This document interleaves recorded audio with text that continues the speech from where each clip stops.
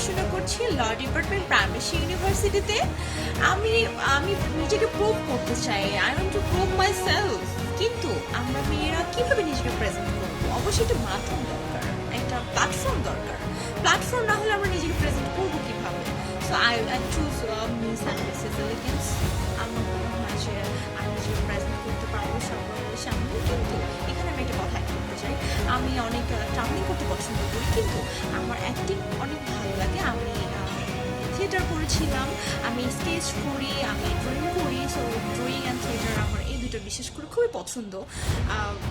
আর বাকি নাচ গান টুকটাক হয়। সো থ্যাংক ইউ, আপনারা আমার জন্য দোয়া করবেন, আমি যেন কিছু করতে পারি, আমি যেন বাংলাদেশকে রিপ্রেজেন্ট করতে পারি, নিজেকে রিপ্রেজেন্ট করতে পারি। Thank you so much.